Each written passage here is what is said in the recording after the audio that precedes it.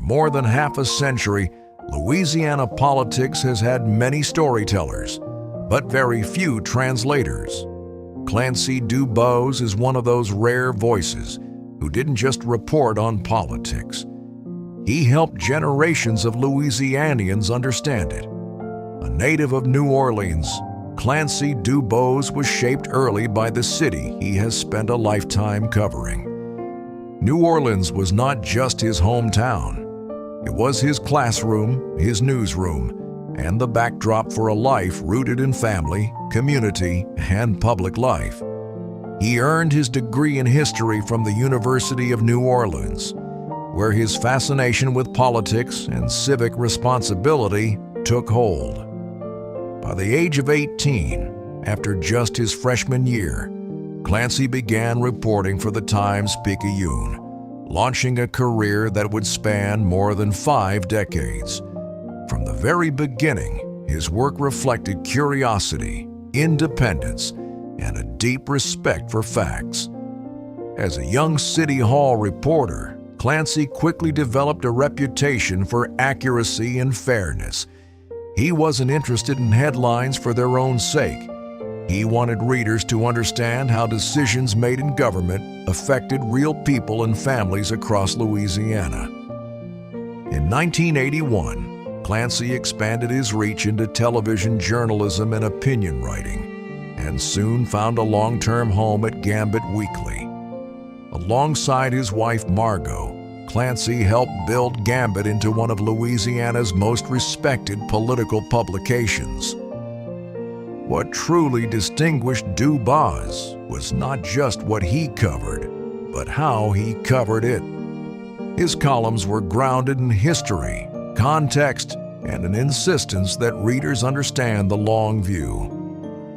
Clancy believed that Louisiana's political story could not be told in sound bites alone. It required memory, perspective, and honesty. Week after week, his work challenged readers to look past slogans and personalities and focus on consequences, how policies affected neighborhoods, families, and the future of the state. That approach earned him credibility not only among journalists, but among public officials who knew that when Clancy DuBos wrote about an issue, it would be fair, informed, and impossible to ignore. For 27 years, Clancy and Margot owned and operated the paper together, balancing journalism, business, and family life while helping shape the civic conversation of New Orleans. Through the demands of deadlines and elections, family remained central to Clancy's life. Those closest to him know that his passion for politics was matched by his devotion to home, a grounding influence that informed his belief in public service, accountability, and community.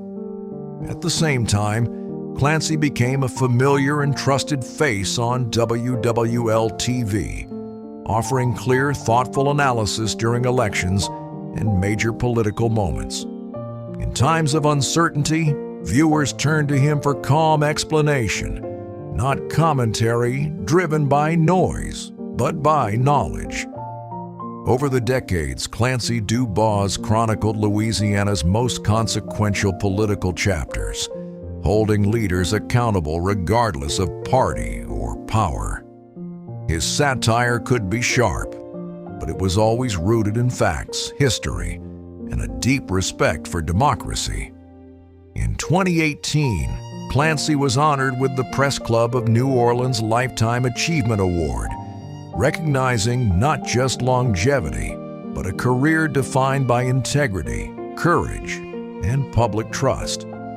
Beyond the newsroom and television studio, Clancy remained deeply engaged in civic life.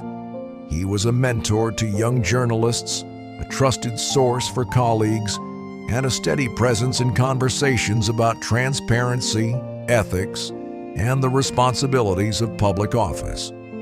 Those who worked alongside him often noted that Clancy measured success not by influence or access, but by whether the public walked away better informed than before.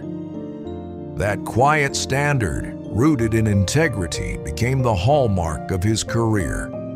When Clancy retired from print journalism in 2024, tributes poured in from colleagues, elected officials, and readers who had relied on his work for decades. The New Orleans City Council formally recognized his contributions to the city's civic life and public understanding. Through his writing, broadcasting, and lifelong engagement with public life, Clancy DuBos has helped Louisiana better understand itself. He is a journalist, a historian, a commentator, and a family man whose work has always been grounded in home, community, and truth. For his enduring contributions to political journalism and civic understanding, the Louisiana Political Museum and Hall of Fame is proud to induct Clancy DuBos into the class of 2026. Ladies and gentlemen, Mr. Clancy DuBos.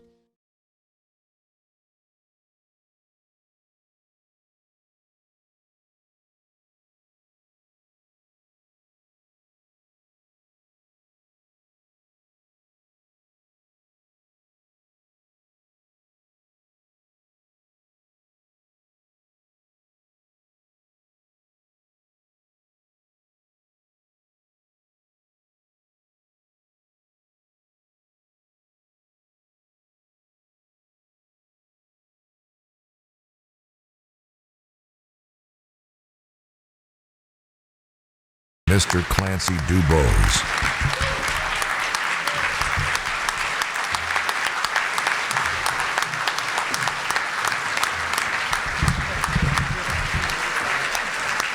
Congratulations. I ran up here because we want to save as much time as we can, right? Yes. Sherman, I got your glasses. I don't think they fit in here, but that's all right. I'm going to put them right here so you'll know they're right above my heart, okay? Because we family. The true story about Sherman. A mutual friend of ours, the late, great Joe Walker, who ought to be in this Hall of Fame, once asked Sherman back in the 70s, you know, all these other cities had all these riots and everything and burning things down. He says, how come that never happened in New Orleans? And Sherman said, because we all kin. Remember that, Sherman? It's a true story. Well, thank you all. Listening to that very generous introduction, and by the way, Jack McFarland, that announcer makes you sound like Laurence Olivier. Yes. Okay? I didn't know my name was DuBos, but he was Sherman Copa-Lynn. Whoa, where'd y'all find? Was that AI? Tell the truth. Yeah, a little bit. All right, that's what I figured. Now you know, do not trust AI. All right. But listening to that very generous introduction reminded me of an old dog owner's prayer. Lord, make me the person my dog thinks I am. Lord, make me the guy they just introduced. But mostly I'm reminded of something Isaac Newton and others like him have said. If I have seen further, it's by standing on the shoulders of giants. Or as we used to say in my old Ninth Ward neighborhood, giants. Spelled J-I-N-T-S for the AI people who are listening. Now, look, I ain't no Isaac Newton. In fact, I usually compare myself to Forrest Gump. It's true. I have cluelessly just kind of skipped through life, but along the way, I've had the great fortune and blessing to meet a lot of extraordinary people. The giants who generously lifted me up on their shoulders so I could see at least a tad further. I'm not going to subject it to a long list of names. I'm not going to give you my life story, although I did go to Holy Cross where we learned how to beat St. Aug on a football field. Just saying. I had to do that, Sherman, I'm sorry. But I will describe the people I want to thank and thank them in general terms, starting with my parents, my siblings, my beautiful and patient wife, Margot, AKA she who must be obeyed, and my extended family, including especially my sons and daughters-in-law, Brandon and Will and Marla and Meredith, and my beautiful 3-year-old granddaughter, who I'm so glad y'all put her in the picture. It's the one thing AI got right, Ava, who wanted to be here to see Papa. And to all of my extended family, and to borrow a Yiddish expression, my mishpucha.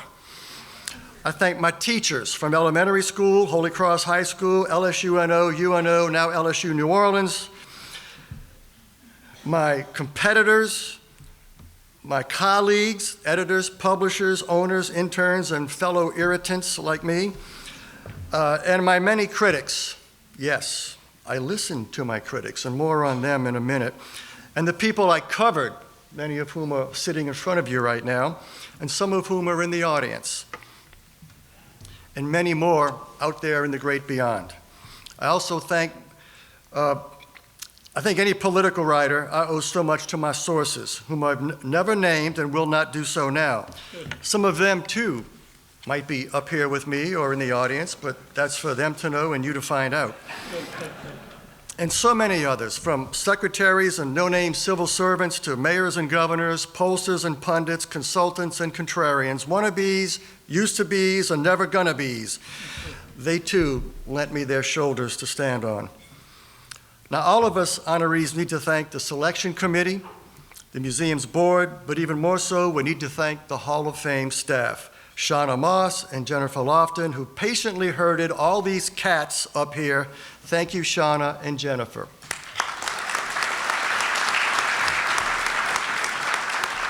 Finally, and most of all, I give thanks to the biggest giant of them all, God Almighty. Without him, I am truly nothing.